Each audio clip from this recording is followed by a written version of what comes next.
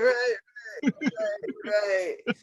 Well, when they talk about, I can't even, first off, I can't even imagine canceling a football game, but I think that what they had said is that they wanted to call it before they even headed that way, just in case the predictions were correct. So the game was supposed to be in Buffalo This weekend. Mm-hmm. I guess they're considering the fans and the transportation and all of that, but they could just stop their blackout and show the game on television and stop worrying about making money hand over fist at every opportunity available. Yes. So they could. Good morning, Benita, as well. So glad you are there. So Dr. Brown, tis the season. By the time many of our listeners will be hearing this, we will have passed Thanksgiving, and we should be right at the beginning of December, because next week is Thanksgiving. So I'll miss you, but I do understand that it will be Thanksgiving Day next Thursday. I don't have anything else to do. Oh, well, hey, then look. I don't have anything else to do. Well, I will verify and see. Okay. My sister, because my sister has a very hard time around this time of the year.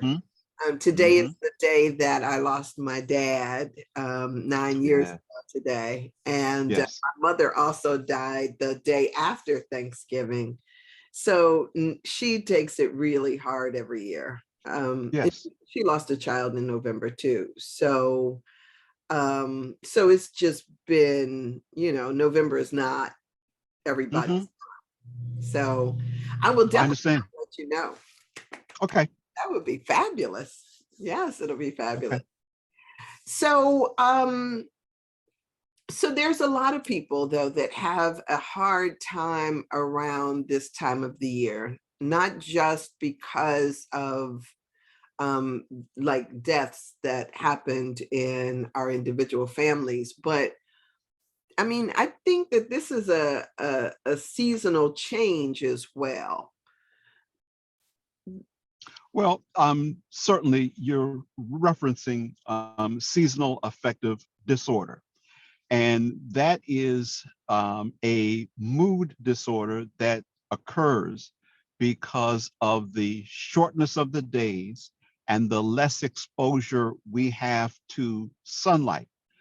And that has several effects on the human physiology and psychology.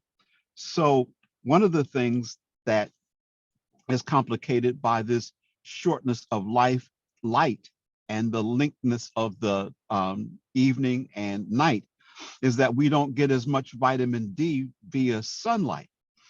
And of course, the vitamin D is necessary for normal physiological functions, and that has a role to play.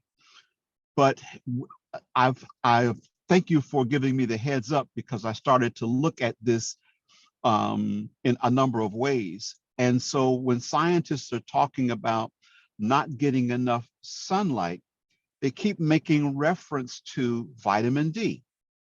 But as we know, the light that we get from the sun, only 14% is visible light.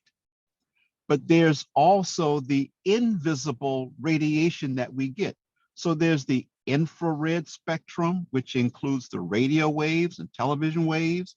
There is the ultraviolet end of the spectrum, where we get gamma rays, radioactive rays.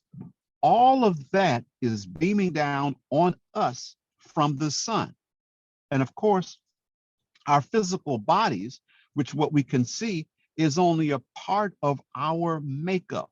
There's a huge electromagnetic field that we generate and that is a good part of our being. And so when we are not getting these other radiation from the sun, that does affect our electromagnetic state, which can affect our emotional state and our intellectual state. Something else that occurs during this time is that the level of cortisol, which is the animating hormone, it brings up our blood sugar, it starts to rise at sunrise, it gets us activated and going. Well, because the sunlight is shorter, our cortisol height is shortened. And so therefore we have more of the night inducing, well, the night hormone, which is melatonin. So what happens though is we, especially in this part of the world, we don't really change our behavior pattern according to the rhythms of nature. So we still would like to be out and doing stuff past sundown because we're so used to it coming from the summer, reading or watching TV or meetings up until 9, 8, 9 o'clock, where the sun is, down now at 5:15. Right. And we're supposed to actually be going, doing less active things and more intellectual or more reflective, more, how can I say, more yin things than yang things. So, and the other thing that you referenced too is a lot of times there's this expectation now, we are in a joyful season. And so people are expected to be excited by the coming holidays. Whereas for many, many, many people, like you were mentioning, deaths around this time of year. But also as families are supposed to come together, there may be family dynamics which are decades old, which come into play, which can trigger certain emotions at this time. There's also the people who, there's this expectation of gift giving.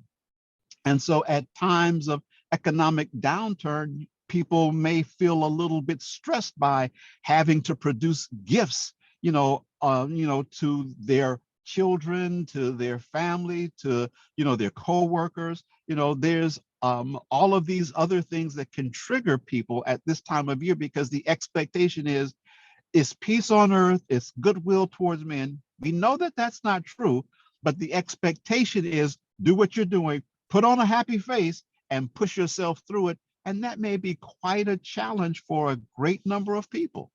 Yeah, yeah. Wow. And that's a lot. So what gets me, I tell people that I have been affected by seasonal affective disorder that usually people just abbreviate as SAD.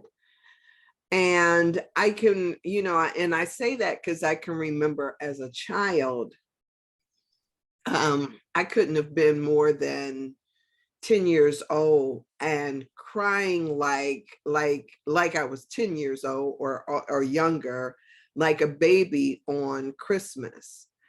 And my mother used to just kind of put, boxes up under the tree for me because she would say, it doesn't matter what I get you, you're going to cry anyway. And so she said, so I'll just get you money and let you go and get your own gifts because you're going to cry anyway. Which I think we had an awareness that I was suffering from this disorder, we could have approached it in a different way. Yeah. Other than thinking that it was because I didn't like my gifts. I felt pressure. And it wasn't until I don't know how many years ago that I ran across some information about lights. And I literally have lights around my house. My makeup light is one of those lights, for this. And I keep one in here. I sit under a light every day winter or summer, it doesn't matter. Yeah. Because I know that it is real. I Absolutely. Yeah, I used to walk around at Christmas time and be out, like you would say, in this, this season where everybody else seems happy, and I would be like contemplating, why do I go on? So I know that this is something that affects people. Is it so? So I have found light therapy to work. Um, Yes. I heard you talk about, you said vitamin D and melatonin. Is that something that you think would help people to? Oh, I think vitamin D supplementation is certainly important for this. It's just generally important in so many other ways, but since this is our topic, absolutely, vitamin D is a necessary thing. Another thing is also think about where we live in this part of the world. So when there's the trees and the flowers and the bushes, and we're outside, we're getting some very high energy chi and oxygen as those flora start to inhale and exhale. So the level of oxygen, that the ambient oxygen that we're around, is higher and it's more energized. So now there are no leaves, there are no bushes, there's only the evergreen trees. So we not only not have the sunlight, but we don't have the oxygen levels. Mm, So the other thing is that you cannot give up on your exercise. mm, Several reasons. Number one, when you exercise vigorously, you increase your endorphins. Your endorphins are your mood elevators and mood enhancers. So that's crucial also. If you're struggling with sadness at this time of the year, get a good workout in. Increase your heart rate so that your heart is beating fast. Increase your respiratory rate. You're taking real deep breaths and you're breathing in much more air at the time, and your heart is beating faster to push that around to all the cells of the body and vitalize you. mm, And one of the things that really works in not severe depression, but mild depression, is it's hard to feel sad when you're so full of energy, because it is a mood elevating enhancer because of the endorphins. So that's one thing too. And the other thing is, um, for people who are triggered because of things that have happened in their lives before, we mhm, just go back to what we've been drilling down on for this whole series.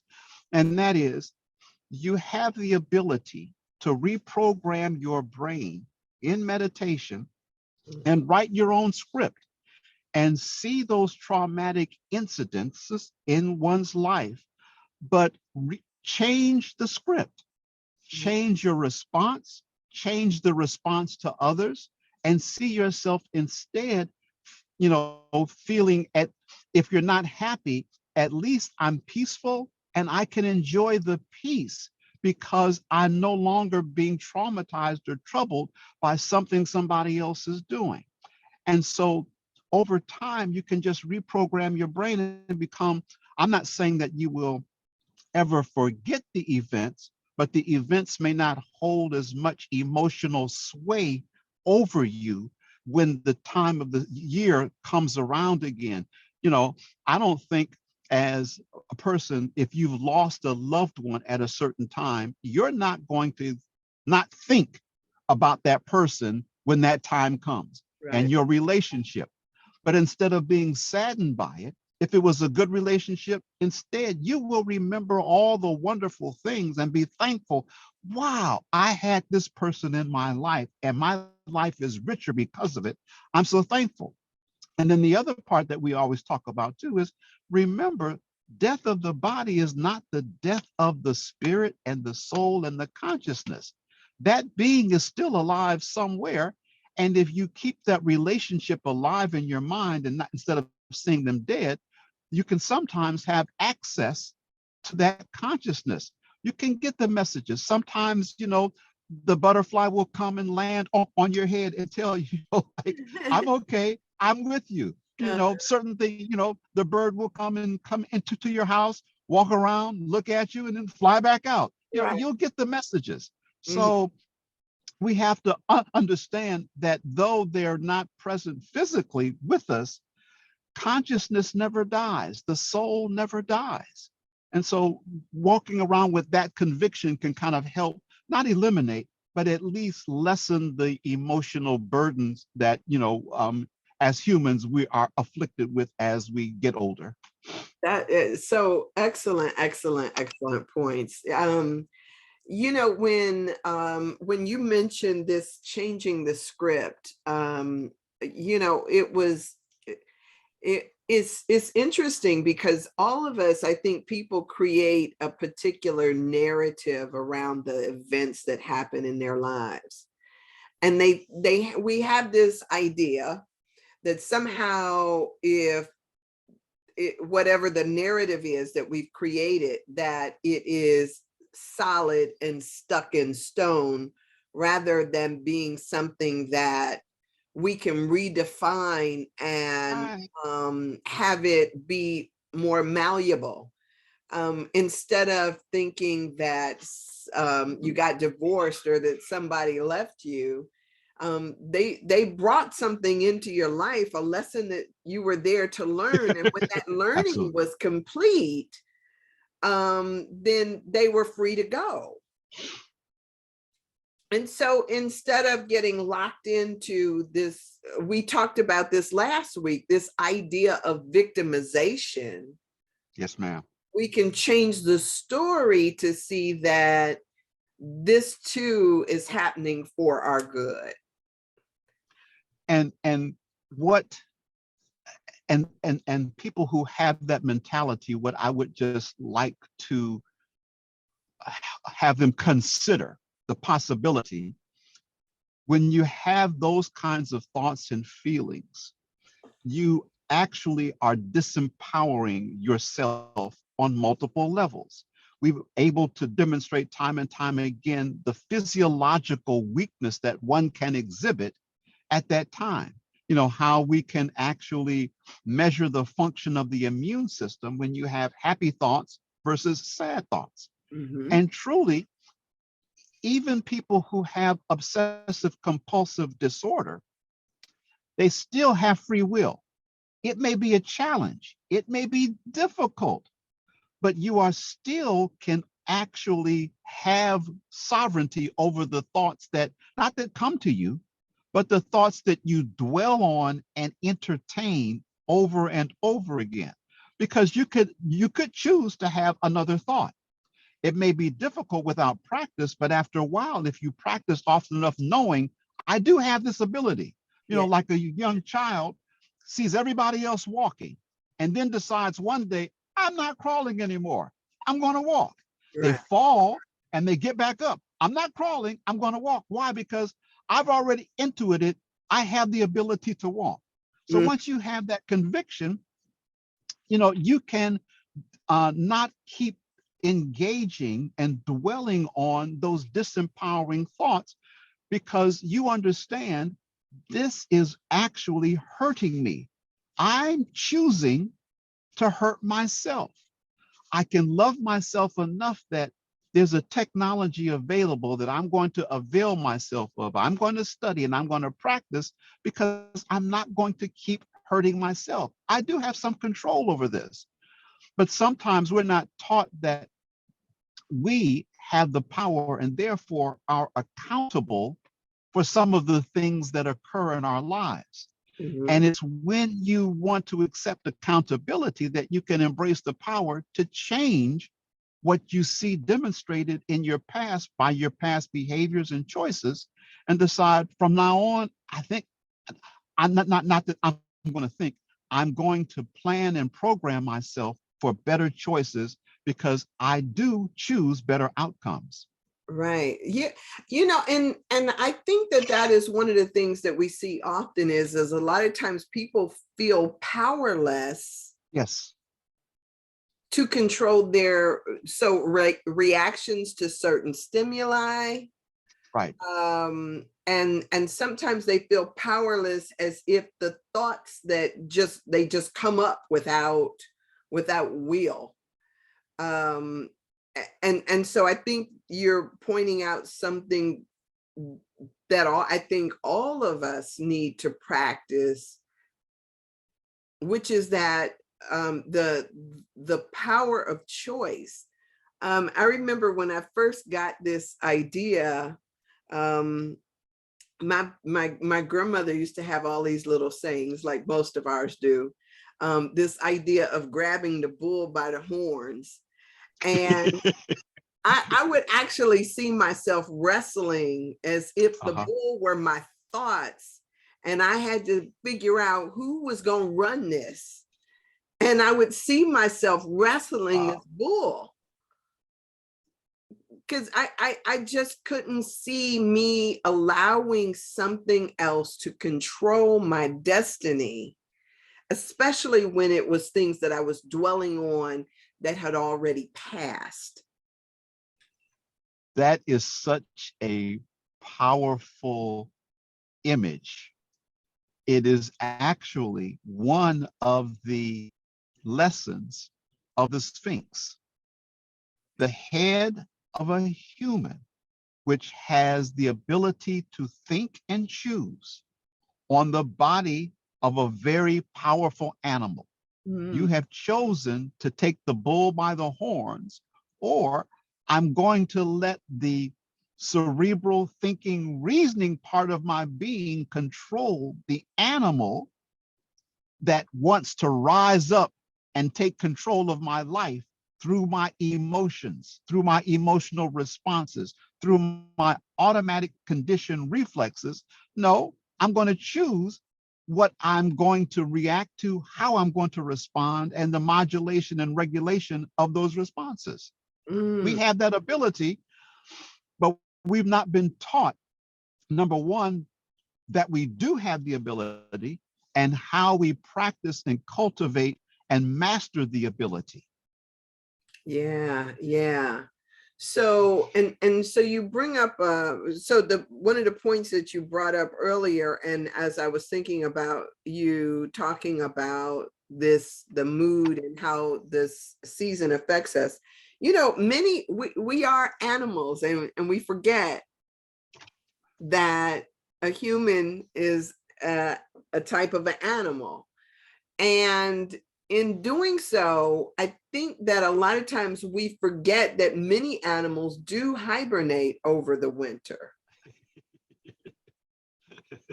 We have that physiology again. That's part of responding and operating in rhythm to the time.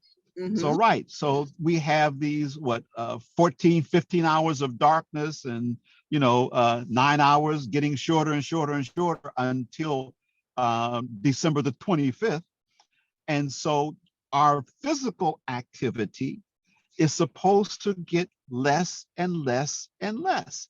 But Mm-hmm. again, we still want to keep the same habits that we had when, we had 15 hours, 16, 17 hours of sunlight. Mm-hmm. Sun rising at 6, going down at 9. I want to be up and out and I want to do this, this, and this, and this, and this. Now is not the time for this.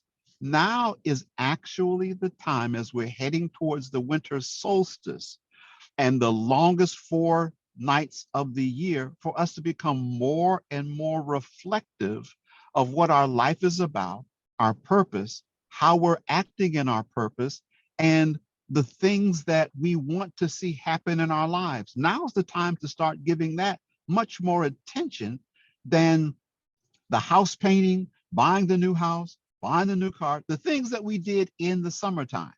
Mm-hmm. Now is the time to be reflective on our lives instead of on the exterior manifestations of our life. Mm-hmm. So this natural tendency to withdraw, I mean, there was a time when humans, our ancestors, didn't have, the heating system and the insulation and the lights and all that stuff. So it was naturally a time to Right. draw closer, to kind of live around the hearth or the fire that they did have. And so this becomes a different, the whole feel of the season can be different for us if we would just give ourselves permission to. Exactly, because there is a concerted effort on several levels to commercialize this time, but it also to keep us extroverted. It's operating in contradistinction to the physiology of the planet and the physiology of ourselves. Everything is cooling down in the northern hemisphere. It's slowing down, and the energy is drawing inward. The energy of the plant is no longer in the fruit or the leaf, it's in the root of the plant now, dormant. That's where our consciousness should start to go inside to the root of ourselves and examining this. But instead, we're encouraged to have parties, to keep gatherings, to eat bad food, to drink alcohol. Everything contradistinction to being self-reflective is being pushed at us. And then, of course, buy. Yeah. And retail can't wait until It used to be, at one time, the day after Thanksgiving. Now, no, we're going to start on Thanksgiving Day because we can't wait to get you in there and put you in debt for the rest of the year, buying stuff that you don't need, buying stuff that you just want, or your children want, or you just want to give, and it's not bad to want to give something to somebody else to make them feel good. But why would you jeopardize your financial footing and standing, running up bills that's going to take you a whole year to pay when you need other, especially right now, because I don't know what the last word is because I don't read the news every day, but I know they keep talking about we may enter into a recession. We may enter into a recession. If you don't know it by now, the world is in recession. Right. Joe Biden has no say-so over. There's nothing he can do about this. It's not his fault. The world is in recession, and people should want to husband their resources, their energetic resources, the emotional resources, and certainly your finances, because it will get colder and it will get darker. Yeah. Vanita says that industrialization and technology have decreased our natural pauses in our life. And so and that's a really good point, because like you were saying, that a lot of people have family dynamics that really come up to the surface, especially during this time.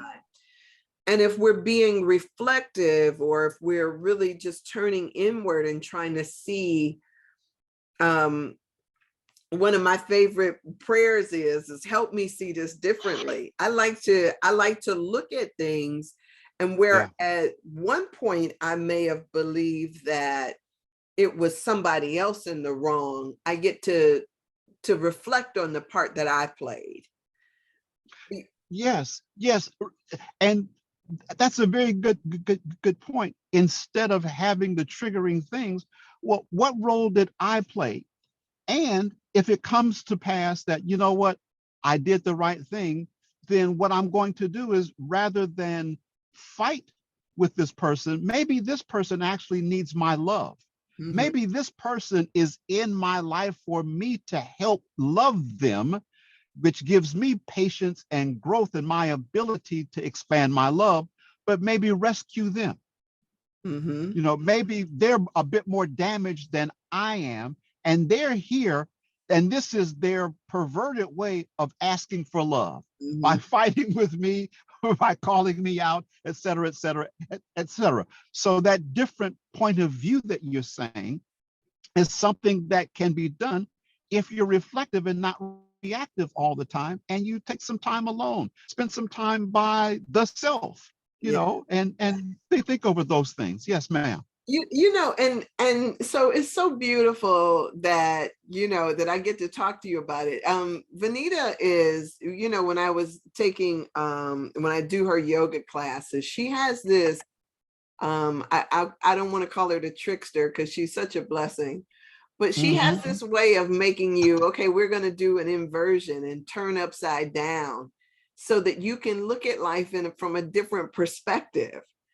And sometimes we don't recognize how just the shift in how we look. So rather than looking right side up, we are upside down and looking at the same thing and how we get to see something different. So this idea of exercise and meditation and being reflective and all of those things, yes, we may be able to see that everybody's life ain't been no crystal stair, you know? Langston Hughes. Yeah. So if we recognize that sometimes we don't always have all the information that can help us to see or understand it, it would seem like it would open us up so that we can see what else possibly can be there. Well, and just to call back to our two previous conversations, that is part of the work of the heart chakra. Mm. Being able, it gives one a very circumspect point of view. It helps to increase a 360-degree view of situations rather than standing in the middle. You can stand over the top and look down and see all the intricate parts of a dynamic and come to, oh, okay, so this is why this goes this way and this why it goes this way, and this is the role of this and that and the other. And then maybe you might come up with a solution when you can see all of the interactive parts of a solution. Mm-hmm. Oh, good, good, good. And one of the things that I learned in the Joe Dispenza, and I think that I've been aware of this before, was taking like taking a different perspective, meaning that let me be outside of myself and watch from over at a distance and see if I can detect something different in how I show up. I can tell you that is a very, very rewarding exercise. Mm-hmm. There's a yogic meditation about becoming the seer. So right now, usually the way that we operate is there's the object of perception, there's me perceiving, and then there's the act of perceiving. But there can be another fourth dimension to that, and that is the self observing the person, observing the object. And that means I am divorced from what I feel about this or what I think about this. That's another aspect of me that has feelings and thinkings. Mm-hmm. But the conscious part, the seer part, just observes. Mm. And so it helps many times to practice that, just being the observer, and such that many times when you start to get into interactions and you become emotional, you can have the ability to step back and watch how you're behaving. And then, like, do I really think that this is right? Do I think this behavior is appropriate? Or am I adding fuel to the fire and maybe I should change what I'm doing at this point in time? But if you're in the mix, if you're inextricably intertwined with your emotions and your thoughts, you have no longer become the seer, you are now the doer. And Yeah. so being able to become the seer and see how you're acting and be objective about how you're acting. And as you point out again, your role in whatever is going on. Mm-hmm. And is your role the unifier, the peace bringer, or are you the warrior coming in with the sword and I'm ready to execute everybody here? Yeah, yeah. And I think that that's so powerful. Benita called it the wisdom body. It's so powerful in that, I remember when I used to get angry about stuff, and I remember thinking to myself that I wanted to better learn how to control my own anger. And so as I so there was a point at which my anger was immediate. Then I started to be able to like watch myself as I escalated or as I got angry. And what that enabled me to do as I watched myself, it enabled me to get better control over whether or not I was triggered by certain events. And so I think if we don't ever learn how to become that seer, then we are constantly in a state of reacting to events rather than feeling as if we're controlling events. One of the things that helped me with anger was when I recognized after I was calm again how uncomfortable and unwell I felt after the angry episode. I did not feel good. And something said, if you don't feel good, then that means it wasn't good for you. Mm. So later on, then I start, you start to learn physiology and you start to recognize, well, when I'm angry, my adrenals pour out adrenaline, my blood vessels to all my internal organs constrict, starving them of blood and energy. The Mm. energy is in my arms and legs because I'm in fight or flight now. And if I do that and my cortisol level goes up, which means that my blood sugar rises. We all know what high blood sugar does to the body. And also in that state, there's less oxygen going to the brain because I'm breathing shallow from my chest. So actually my rational ability, my reasoning ability has dropped. So here I am ready to do something and I have no clue of the right thing to do, but I'm going to do something. Mhm. And so once I started to see all of that, you recognize anger doesn't really benefit anybody. Mm. And what is that old dictum that we were taught? Being mad and angry at somebody is like you drinking your own poison, expecting somebody else to die. And that's exactly what happens. And so once you become convinced of that, you at least are on the path like, I'm going to do something about that. And you spoke on the exact reasoning and methodology how to control this kind of thing, because it is within our ability to control, no matter what reasoning that you give yourself. Well, I was right to tell them off like that. Yeah. That was only the righteous thing to do. Well, okay, you can be righteous and you can keep killing yourself with that emotion, convinced that you're right. Fine. But you don't have to be. Okay, so I got to shift because I want to ask you a question and there's a part of me that's saying, "Oh, Sandra, that's a silly question," but you might have an answer for this. There are people who seem to get cold in their body, especially their extremities. And they seem to have the idea that it is just that they're cold, whether it's their hands or their feet, or that there'll be certain parts that just seems to get cold, whereas they, I don't know that the rest of them is cold, but they just seem to always have these extremities that are cold. Is that physiological, psychological, and is there something that can be done about it? That's physiological. And Chinese medicine and Ayurvedic medicines have the answer for that.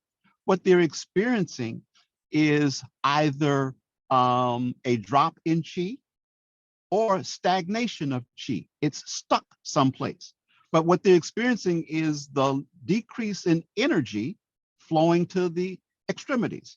And that could be because of blockages in several different organ systems.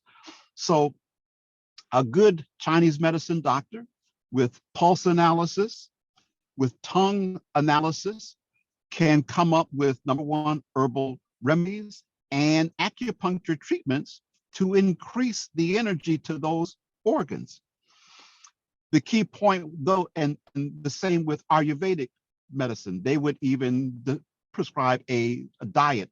Certain kinds of foods help to warm up the body versus certain kind of foods cool down the body. And so they would come up with a formula and a program for that.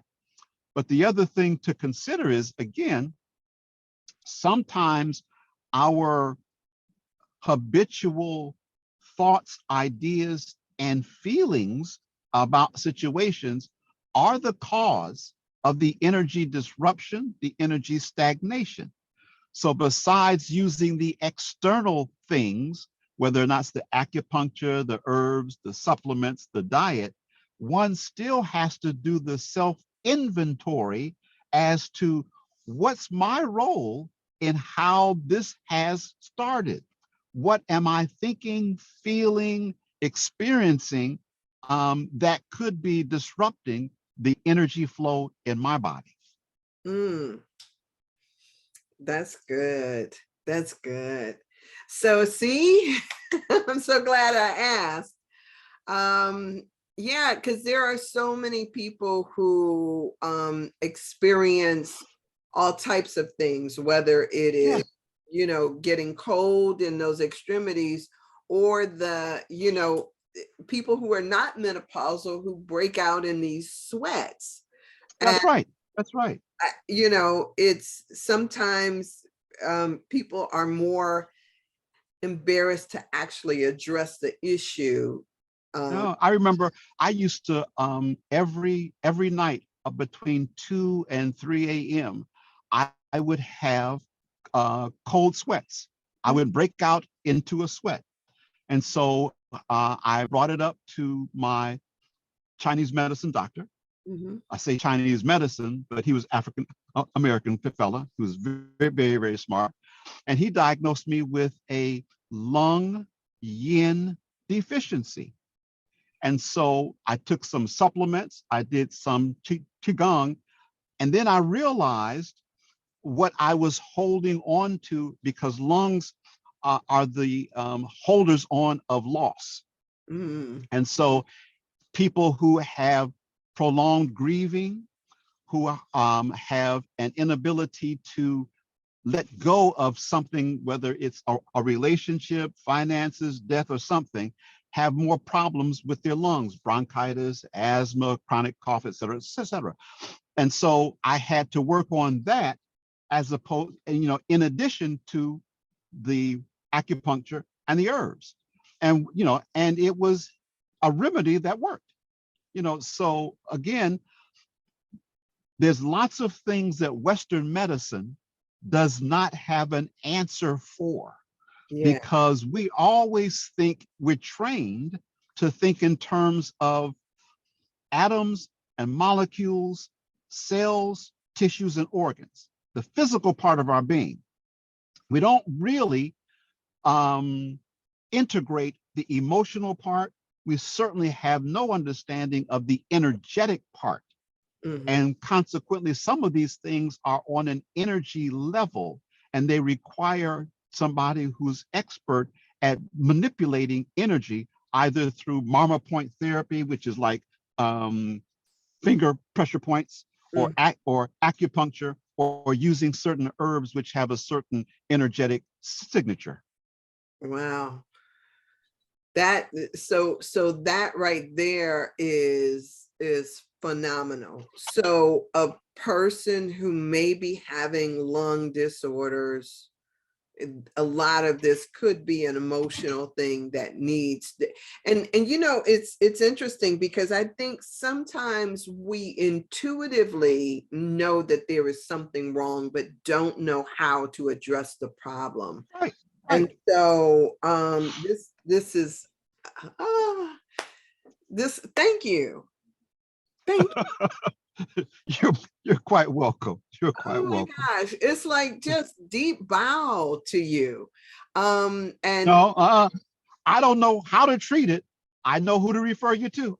okay, well that but just having an awareness that there Yeah. is an Yeah. answer out there is amazing. Absolutely. And that in itself is golden. Is gold. Thank you. You're quite welcome, my sister. All right, so I will be I will touch bases with you prior to Okay. next Thursday. All And right. that would just be fabulous to have that. So thank you so much. Have an amazing Thursday. Thank you for Amazing. having me. And you too, my sister. I Yeah. appreciate it. And to Vanetta, thank you. Thanks. All right. Blessings. Bye-bye. Blessings. All right. Peace. Oh, that was good, you guys. So good and so rich. Share this video. I'm just, it's good. It's good. All right, thanks. Bye.